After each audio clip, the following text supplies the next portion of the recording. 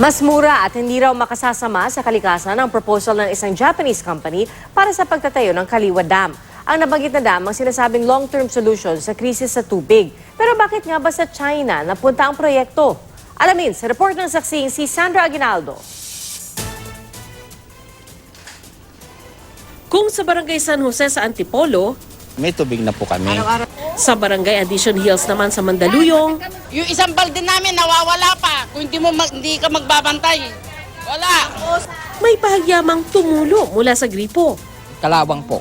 Di pa ganyan, walang ano lang pagkinabang yan. Ano, pangbuhos lang po yan sa CR, hindi po pwedeng pangluto, panglaba. Sa mga tuyot na sa konsumisyon, may mensahe ang Manila Water.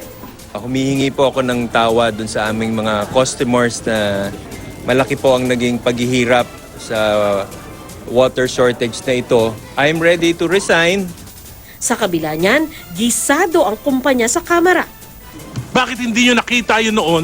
Bakit yung mga solusyon na dapat na ginagawa nyo noon, dapat noon yung pag ginawa? This is something about competence. We had program plans to reduce the dependence on the La Mesa Reserve, like taking water from the Laguna Lake through our Cardona Water Treatment Plant project, reactivation of decommissioned deep wells, and developing new deep well sources. But we were met with technical issues and implementation delays. Tanong ng isang kongresista, Are you going to refund the consumers? Sa isang linggo o 2 linggong walang tumutulong tubig from sa mga gripo namin. There's no discussion yet on that one because our focus po is in the restoration of the I'll cut you service on po. that. ang sabi ng Manila Water, nasa 90% na ang water availability sa kanilang concession area. Hindi malinaw kung ilang oras yung ganong availability. May 24 million liters per day ng tubig na naibibigay ang Cardona Treatment Plant at may inaasahang pang 26 million liters per day mula sa parehong planta bago matapos ang Mayo. May dagdag na 50 million liters pa pero pagdating pa yan ng Agosto. Nitong Biyernes, binuksan na ng Maynilad ang valve nito sa West Avenue na magpapadaloy ng tubig mula sa kanilang mga tubo patungo sa mga tubo ng Manila Water. Kada araw ay kaya niyang magbigay ng 2 million liters ng tubig na halos kaya lang pumuno ng isang Olympic swimming pool. Pangmatagalang solusyon ng Kaliwa Dam na pupondohan ng utang mula sa China. Inusisa yan sa kamera. Ang teorya ganito, na may tubig naman.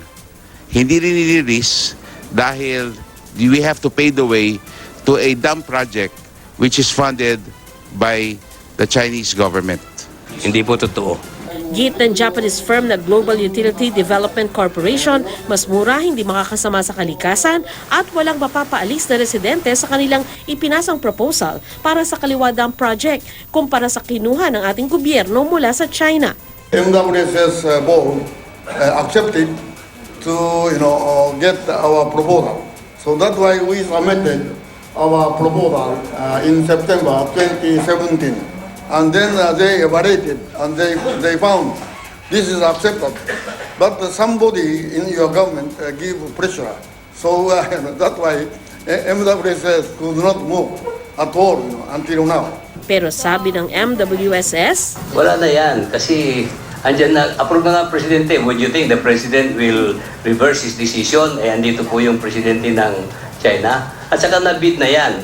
ako si Sandra Aguinaldo, ang inyong saksi.